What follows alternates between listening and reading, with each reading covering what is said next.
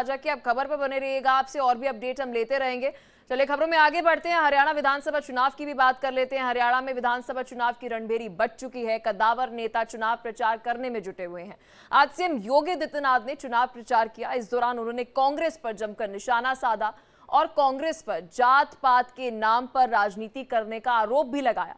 इसके साथ ही हरियाणा में एक बार फिर से बता दें कि बीजेपी की सरकार बनने का सीएम योगी आदित्यनाथ ने दावा भी किया। सुनिए क्या कुछ कहा उन्होंने। कितना झूठ बोला था और उन्होंने ये भी कहा था कि चुनाव के बाद हम 1 लाख रुपए हर एक गरीब को देंगे और खटाखट योजना के माध्यम से इनसे बोलना चाहिए, कहां है वो खटाखट? कांग्रेस से थोड़ा पूछिए। डबल इंजन की सरकार हरि के ही उस संदेश को लेकर के आपके पास आई है। बहनों और भाइयों, ये ड्रग माफिया हो या खनन माफिया, ये भू माफिया हो या पशु माफिया, ये संगठित अपराध में संलिप्त माफिया हो या कोई भी माफिया, ये समाज के लिए समाज के विकास का सबसे बड़ी बाधा है। वह विकास में बाधा है, खेल और खिलाड़ियों की प्रगति में बाधा है, युवाओं के रोजगार में बाधा है, वह बेटियों की सुरक्षा में भी बाधा है। चलिए खबरों में आगे बढ़ते हैं। खबर अब झारखंड से है। झारखंड के साहिबगंज से दिल दहला देने वाला मामला सामने आया है, जहां पर साहिबगंज के अंदर बदमाशों ने रेलवे ट्रैक को बम विस्फोटक लगाकर उड़ा दिया। यह घटना लालमटिया से फरका जाने वाली MGR रेलवे लाइन पर हुई है, जिसकी तस्वीरें इस वक्त आप सभी की टीवी स्क्रीन पर है। रेलवे की तरफ से मिली जानकारी के मुताबिक साहिबगंज जिले के बरहेट थाना क्षेत्र के रांगा गुडी गांव के अंदर ये पूरा मामला जो है वह सामने आ रहा है। MGR रेल लाइन पर किसी ने विस्फोटक लगाकर विस्फोट कर दिया और यह विस्फोट इतना खतरनाक था, इतना विशाल था कि धमाके के बाद पटरी पर करीब 3 फीट गहरा गड्ढा हो गया। वहीं रेलवे ट्रैक से कुछ दूरी पर पटरी के अवशेष भी मिले।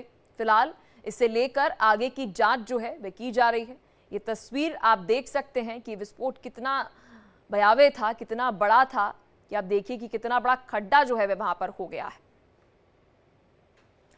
चलिए खबरों में आगे बढ़ते हैं। भारी बारिश के बीच नेपाल से छोड़े गए पानी में आधा बिहार डूब गया है। तबाही का मंजर ऐसा है कि हम बयां तक नहीं कर सकते। बिहार के करीब 260 ऐसे गांव हैं जो जल भराव की समस्या या फिर बाढ़ से ग्रसित है। करीब 16 लाख की आबादी बाढ़ से प्रभावित हो रही है।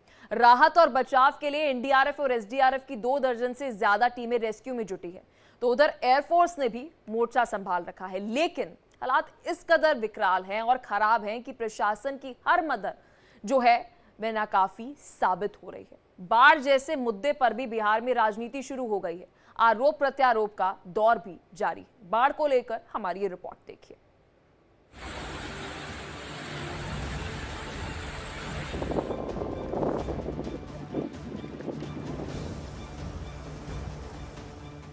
बहुत बुरा बा, चारों ओर से घर में घुस गइल बा पानी। कौन व्यवस्था ये जब प्रशासन कौन व्यवस्था नहीं करे, देखा भाल करल कोई। ये सरकार के द्वारा किया गया है नाव का व्यवस्था, लेकिन वहाँ पर कोई व्यवस्था नहीं है और न मोमबत्ती का व्यवस्था है, न दिसलाई का व्यवस्था है, न कोई व्यवस्था नहीं है, खाने पीने की कोई व्यवस्था नहीं है। बहुत स्थिति खराब है, लड़का सियार खेती बाड़ी सबसे बहुत बात है।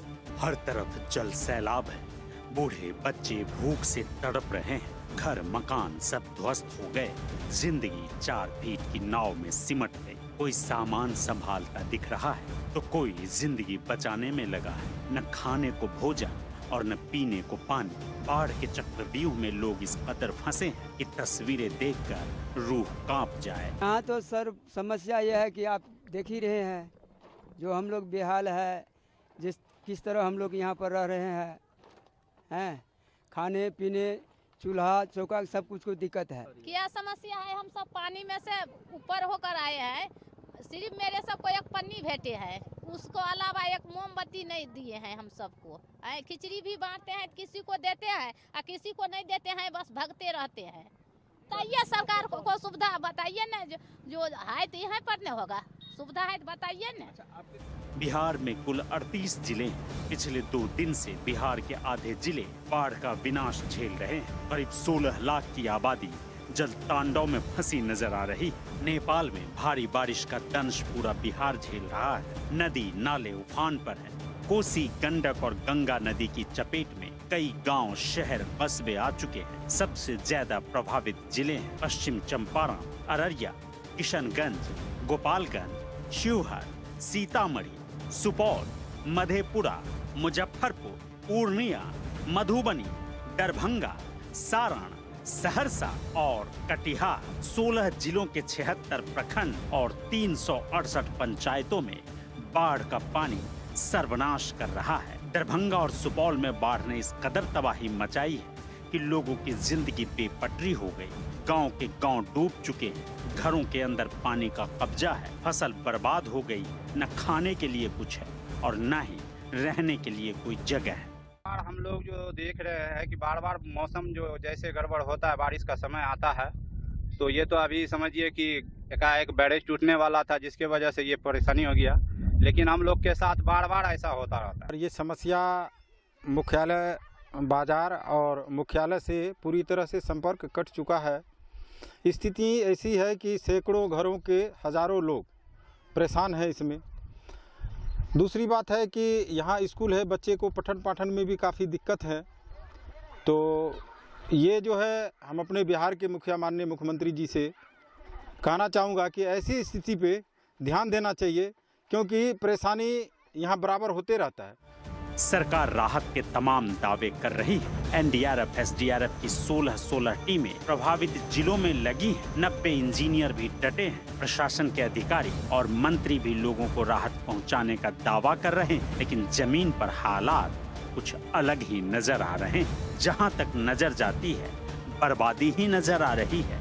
सरकार का कहना है कि नेपाल में 70 घंटे बारिश के बाद कोसी, गंडक में इतना पानी छोड़ दिया गया कि तबाही मच गई। उत्तरी बिहार में पिछले 24 घंटे के अंदर ही 4 जिलों के 7 बांध टूट चुके। 55 प्रखंडों के 270 गांव पूरी तरह से जलमग्न हो गए। हम लोगों ने सब जगह से टाइम पर जो एसडीआरएफ बना, हमारा एनडीआरएफ बना कोसी के बाद, उसके बाद जो एसओपी का निर्माण माननीय नेता के द्वारा किया गया, उससे बाढ़ से कम क्षति हुई है। लेकिन फिर भी हम आहत हैं, परेशान हैं। हमारे यहाँ हर जगह कम्युनिटी किचन चल रहा है, हर जगह हम लोग सूखा अनाज दे रहे हैं और माननीय नेता बहुत जल्द सबके घरों में जितने भी लोग हैं, जो परिवार, आहत परिवार जितने भी हैं इस बाढ़ से, उनमें डीबीटी ट्रांसफर भी करेंगे बहुत जल्द। हमको लगता है 2-3 दिनों के अंदर करेंगे। इसीलिए पूरी तरह से बाढ़ सरकार के नियंत्रण में है। ये जो भारतीय वायुसेना के 2 चॉपर कल से सीतामढ़ी के बेलसंड और रूनी सैदपुर और कल एक बार दरभंगा के प्रभावित इलाकों में एयर ड्रॉपिंग का काम कर रहे हैं। हम लोग फूड पैकेट्स को उनकी मदद से लोगों तक पहुंचाते हैं। बिहार में बाढ़ से मची तबाही को लेकर राजनीति भी गर्म हो गई है। तेजस्वी यादव और मीसा भारती ने नीतीश सरकार को आड़े हाथों लिया। तेजस्वी ने एक्स पर लिखा कि 2008 में बाढ़ आई तो तत्कालीन पीएम मनमोहन सिंह बिहार आए। सोनिया गांधी ने भी बाढ़ प्रभावित इलाकों का सर्वे किया था, लेकिन अब प्रधानमंत्री मोदी क्यों बिहार का दौरा करने नहीं आए? क्यों राहत पैकेज बिहार को नहीं मिल रहा? मीसा भारती ने केंद्र और राज्य सरकार पर पलटवार किया है। मैंने सुना कि कल शायद मुख्यमंत्री जी ने सर्वेक्षण किया है। आप बताइए कि हवाई सर्वेक्षण से क्या होना है? हम गए थे, पूर्णिया गए थे, रास्ते में हम देखते गए कि बहुत विचित्र स्थिति थी। लोग मतलब ऊंचे स्थानों पर, कोई सड़क पे आया हुआ था, कोई बांध पे आया हुआ था। तो ये समस्या तो रहती है हमेशा। बट उसका देखिए, बाढ़ के लिए जब तक केंद्र सरकार नेपाल से और उधर से नहीं बात करे, उच्च स्तरीय इसका कोई एक कमेटी बना के कोई इसका हल ना निकाला जाए, तो हर प्रत्येक वर्ष बिहार में बाढ़ आता रहेगा। लेकिन बाढ़ आता रहेगा, लेकिन उसके उपाय भी तो किए जाते हैं। आपको पता है कि इन इलाकों में पानी आता है, तो उसके लिए उचित पहले से वो लोग तैयार क्यों नहीं रहते हैं? बिहार ही नहीं, बाढ़ का विनाश यूपी के गोरखपुर और मणिपुर में भी देखने को मिल रहा है। गोरखपुर में राप्ती नदी उफान पर है, जिसकी वजह से कई गांव डूबे नजर आ रहे हैं। मणिपुर में भारी बारिश की वजह से त्राही है। लैंडस्लाइड की वजह से भारी तबाही मची है। पूर्वोत्तर के राज्य मणिपुर की तस्वीरें देखी, किस तरह के हालात बने हैं। अक्टूबर का महीना शुरू हो गया, लेकिन मानसून का तांडव खत्म नहीं हो रहा। नेपाल से लेकर मणिपुर तक बारिश का दौर जारी है, नदियां उफान पर हैं और सब कुछ खत्म करने पर आमादा है। Bureau report, India daily. चलिए खबरों में आगे बढ़ते हैं। खबर अब दिल्ली से है। आम आदमी पार्टी के नेता बड़ी संख्या में सिविल डिफेंस वॉलंटियर